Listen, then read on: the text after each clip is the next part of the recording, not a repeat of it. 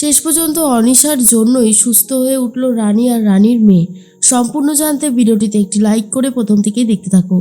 গল্পের শুরুতেই দেখা যায় সবাই মিলে রানীদের খবর পাওয়ার পর খুব ভেঙে পড়েছে।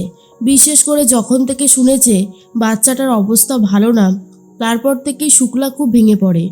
এর মধ্যেই পিঙ্কি বৌদি বলে, আচ্ছা ছোটো মা, তুমি যদি এইভাবে ভেঙে পড়ো তাহলে রানীর পাশে এখন কে দাঁড়াবে বলো তো?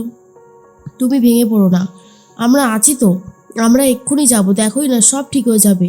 রানী তার মেয়েকে নিয়ে সুস্থ হয়ে আবারও ঢুকে আসবে এই পরিবারে, চিন্তা করো না।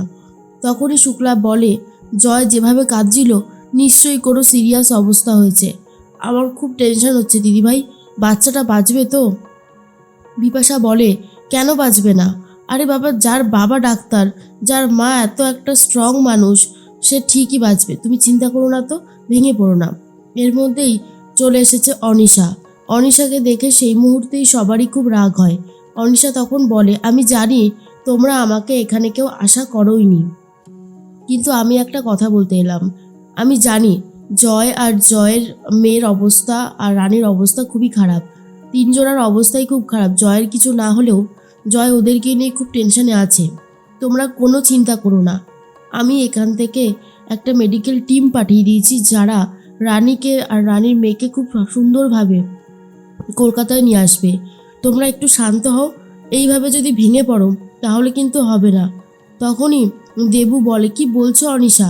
অনিশা তখন বলে, হ্যাঁ, এতক্ষণে হয়তো ওনারা পৌঁছেও গেছে।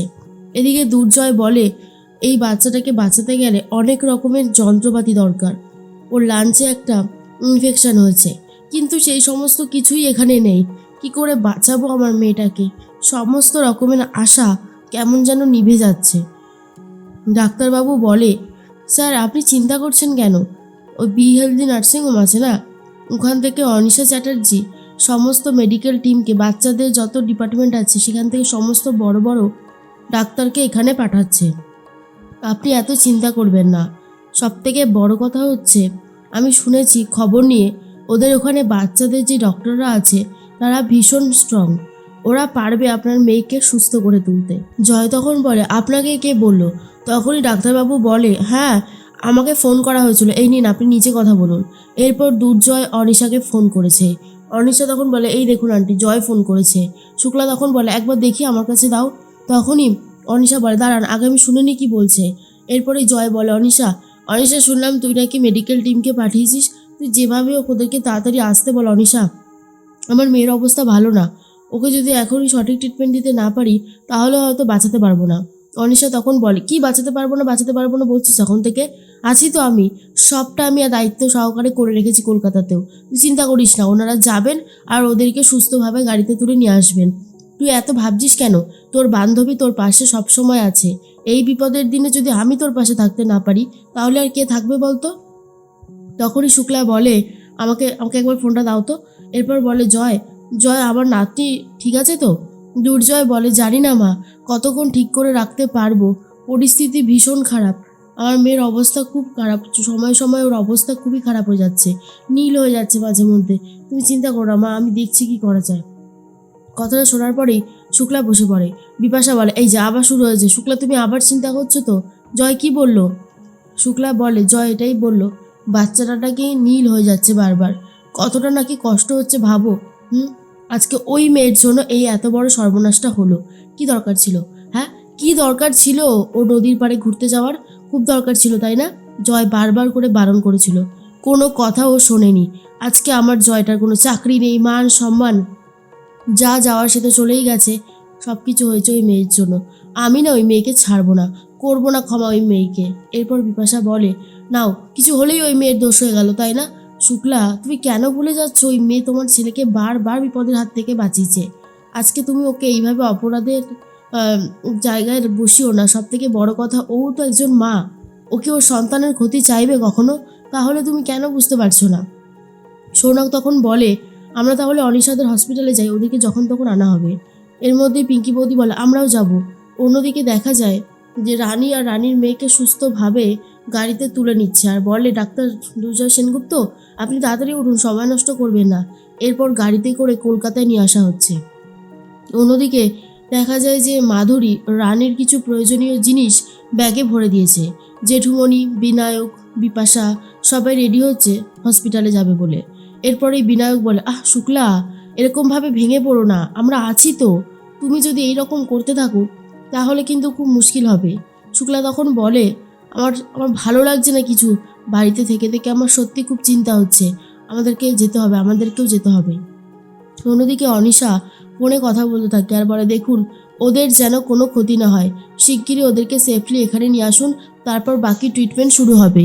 আর এর মধ্যেই তখনই দেবু বলে, হ্যাঁ গো, অনিশাকে তো একদম চেনাই যাচ্ছে না।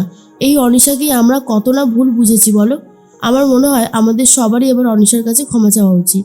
তখনই রিতম বলে, দাঁড়াও দাঁড়াও, ঝামেলা এখন বাড়িও না, দেখছো না এইদিকে সবার চিন্তা করছে, ভাই, রানী, মেয়েটা কীরকম আছে কে জানে, আমি তো কিচ্ছু বুঝতেও পারছি না কখন ওদেরকে নিয়ে আসবে। বলতে বলতে ওদেরকে নিয়ে আসা হয়েছে, এরপর নিয়ে যাচ্ছে ভেতরে। দুর্জয়কে তখন ধরেছে রিতম আর বলে, এই ভাই, এই এই এবার সবটা আমাদের বল তো খুলে, কেমন আছে আমাদের পুচকু? তখনই দুর্জয় বলে, ভালো নেই রে, খুবই খারাপ অবস্থা, ওর রীতিমতো লাঞ্চে একটা ইনফেকশন হয়েছে, যেটার অবস্থা ভীষণই খারাপ। ওর জন্যই সারা বডি নীল হয়ে যাচ্ছে, খুব সমস্যার মধ্যে দিয়ে যাচ্ছে জানিস তো। হওয়ার পর থেকে ওর একটা না একটা সমস্যা লেগেই রয়েছে, জানি না আমি বাঁচাতে পারবো কিনা। দেবু বলে, এমনটা কখনো বলবে না, ও বাঁচবে, ও ওর মায়ের মতোই স্ট্রং হবে, তুমি ভেবো না। এর মধ্যেই অনিশা বলে, এবারেই তো শুরু হবে আমার খেল, একদম আমি সবটা প্ল্যান করে রেখে দিয়েছি। দুর্জয়কে দেখে অনিশা বলে, জয় তুই এত চিন্তা করিস না, তোর মেয়ে তো আমারও আপন, বল, তার কোনো ক্ষতি হোক সেটাকে আমি চাইবো? তুই কিচ্ছু চিন্তা করিস না, আমি সমস্ত ডক্টরদের এখানে খবর দিয়েছি, ওরা একে একে চলে আসছে, বাকিটাও ঠিক হয়ে যাবে, তুই ভাবিস না, তো তুই যা তোর বাচ্চার কাছে যা। এর মধ্যেই রানী তখন বলে, আচ্ছা আমার আমার মেয়ে কেমন আছে? সমস্ত ডাক্তাররা এসেছে? হ্যাঁ। তখনই নার্স বলে, আপনি এত ভাববেন না, আপনার নিজের শরীরের অবস্থাও কিন্তু ভালো না, একবার যদি ইনফেকশন আপনাকে ধরে নেয় তখন কিন্তু আর এক রকমের সমস্যায় পড়বেন, তাই বলছি দয়া করে আমাদের কাজটুকু আমাদের করতে দিন, নাহলে কিন্তু খুব মুশকিলে পড়ব। এর মধ্যে অনিশা বলে, বলছি আন্টি আসেনি তোমাদের সাথে? দেবু বলে, না এখনও আসেনি, তবে আসবে, আসলে কাকিমা তো খুবই চিন্তা করছিল। অনিশা এই সুযোগটাই চাইছে যাতে কাকিমার সামনে এই রানীকে নিয়ে এমন কুৎসা রটাবে যাতে রানীকে শুক্লা আর ওই বাড়িতে ঢুকতে না দেয়, রানীকে যাতে ওই বাড়ি থেকে তাড়িয়ে দেয়, আবার যেন দুর্জয়ের জীবনে যেতে পারে অনিশা। এই সমস্ত প্ল্যানই করতে থাকে। অন্যদিকে দুর্জয় বলে, মা কোথায়? মা কেন আসছে না? মাকে দেখলে যে আমি আরও বেশি জোর পেতাম। তখনই রিতম বলে, আসবে আসবে, সবাই আসবে, এক এক করে আসবে, তুই এত ভেঙে পড়িস না ভাই, এই সময় রানীর পাশে তোকে থাকা উচিত, এরকম করিস না। তখনই রানীরও অস্থির অস্থির লাগতে থাকে আর ভাবতে থাকে, আমার মেয়েটা আদৌ সুস্থ হবে তো, নাকি সত্যি সত্যি ওর জীবনে অনেক বড় সমস্যা দেখা দিল, কোনটা?